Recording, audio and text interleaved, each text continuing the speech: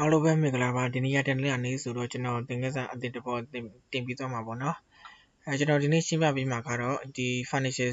statement ဆိုတဲ့နှိမ့်ချက်စာရင်းဆွဲဖို့အစစ်အစစ်လုပ်စာချက်တွေကိုရှင်းပြပေးသွားမှာဖြစ်ပါတယ်ပထမဦးဆုံးဒီ transaction ဆိုတဲ့ debit credit debit entry ထည့်သွင်းပေါ်တွေကိုလုပ်ရတယ်ပေါ့နော်နောက်က document ဆိုတဲ့ voucher ထုတ်ပေးရတယ်နောက်ကကျတော့ debit ထဲမှာစာရင်းတွေသွင်းရတယ် ledger တွေဖြည့်ရတယ် trial balance ညီမညီစေးရတယ်ပေါ့နော်နောက်ဆုံးကြကမ်းမှာကျွန်တော်တို့ financial statement ဆိုတဲ့နှိမ့်ချက်စာရင်းကိုဆွဲရတာပေါ့နော် transaction ဆိုတာကြတော့သိလိုက်တာပဲကျွန်တော်တို့ debit credit debit entry စာရင်းလုပ်စာချက်တွေဖြည့်ရတာပေါ့နော်နောက် document ဆိုတာကြတော့စာရွက်စာတမ်းကိုအဓိက document ထားရှိရတဲ့အဓိကရွေးချက်ကကြတော့ကျွန်တော်တို့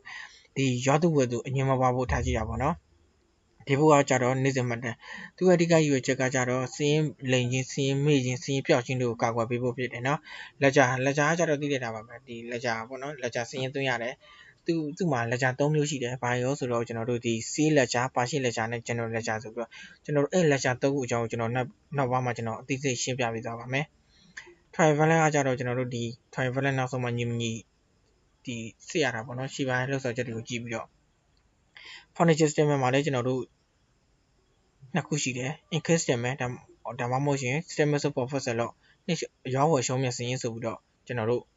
ရှိတယ်နောက်ကကျတော့ financial position လက်ကျန်ရှင်းတဲ့ဆိုပြီးတော့ရှိတယ် income statement မှာကျွန်တော်တို့ဘာတွေထည့်ရတော့ဆိုတော့ income expense တွေထည့်ရတယ်ပေါ့နော် financial position ဆိုတော့လက်ကျန်ရှင်းတဲ့မှာကျွန်တော်တို့ဘာတွေထည့်ရတော့ဆိုတော့ asset liability capital နဲ့ drawing တွေထည့်ရတယ်သူကကျတော့ကျွန်တော်တို့ဒီ accounting equation capital equal to asset minus liability ဆိုတဲ့ accounting equation ကိုအရှိခံပြီးတော့သူကဆွဲရတာပေါ့နော်ဒါကြောင့်မလို့သူ့မှာ debit side credit side မရှိဘူးဒါပေမဲ့ debit credit debit entry တော့ထည့်ရတယ်ကျွန်တော်ဒီနံပါတ်1အနေနဲ့ဆိုရင် all access all cash and bank transaction ကျွန်တော်တို့ငွေရတာထွက်တာတွေအကုန်လုံးကိုဒီမှတ်မယ်ဆိုရင်ကျွန်တော်တို့ဒီ cash voucher ဒါမှမဟုတ်ရင် receipt payment voucher ထုတ်ပြရတယ် document အနေနဲ့ဆိုရင်debit အနေနဲ့ဆိုရင်တော့ cash book ထဲမှာထည့်ရတယ်ပေါ့နော်ကျွန်တော် cash book ဆိုကြလေကျွန်တော်တို့3မျိုးရှိတယ်ဘာလဲဆိုတော့1 collect cash book 2 collect cash book နဲ့3 collect cash book ဆို3မျိုးရှိတယ်ဒီ cash book 3ခုလို့ကျွန်တော်နောက်ပိုင်းမှာအသေးစိတ်ရှင်းပြပေးသွားပါမယ်ကျွန်တော်ဒီနေ့သင်ခန်းစာရဲ့အဓိကရွေးချက်ကကြတော့ဒီ transaction နဲ့ document တွေပေါ့နော်ဒီအစစ်အစစ်ပြောင်းလဲသွားပေါ်လေးတွေကိုကြက်မှတ်ထားဖို့အဓိကရွေးချက်ပေါ့နော်အသေးစိတ်တွေကိုကျွန်တော်နောက်ပိုင်းမှာအသေးစိတ်ရှင်းလင်းဖော်ပြသွားပါမယ်နောက်ဗီဒီယိုတွေမှာနော်ဒီ credit sale ဆိုရင်ကျွန်တော်တို့ C ဘာထုတ်ပြရတယ် save ဒီဘုထဲမှာမှတ်တယ်ပေါ့နော်ဒီ credit ပါရှိကျွန်တော်တို့အကျွေးဝယ်တာတွေကိုကျွန်တော်တို့ဘာလုပ်ရလဲဆိုရင်ကျွန်တော်တို့ဒီပါရှိ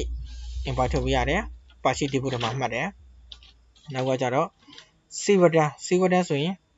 credit note နဲ့သူ့ရဲ့ document ဆိုရင်ကျွန်တော်တို့ credit note ထုတ်ပြရတယ် save ဒီဘုထဲမှာမှတ်တယ်ပေါ့နော်ပါရှိဝတ္တဆိုရင်ကျွန်တော်တို့ debit note မှာမှတ်တယ်ပါရှိဝတ္တဒီဘုထုတ်ပြရတယ်ပါရှိဒီဘုပါရှိဝတ္တဒီဘုထဲမှာမှတ်ပြရတယ်ပေါ့နော်small expense plus ဆိုတာတိတုတ်စိ petty cash ဘာထုတ်ပြရတယ် petty cash ထဲမှာမှတ်တယ်ပေါ့နော်နောက် other transaction အခြားလောက်စာချက်တွေဆိုရင်ကျွန်တော်တို့ဒီ journal ဘာထုတ်ပြရတယ် journal ထဲမှာထည့်တယ်ပေါ့နော်ဒါလေးတွေကျွန်တော်ကြက်ထားရမယ်ပေါ့နော်ဒါလေးကတိထားတဲ့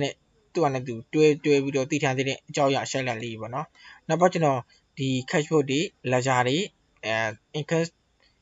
income statement financial position ကိုကျွန်တော်အသေးစိတ်နောက်ပိုင်းမှာရှင်းပြပေးသွားပါမယ်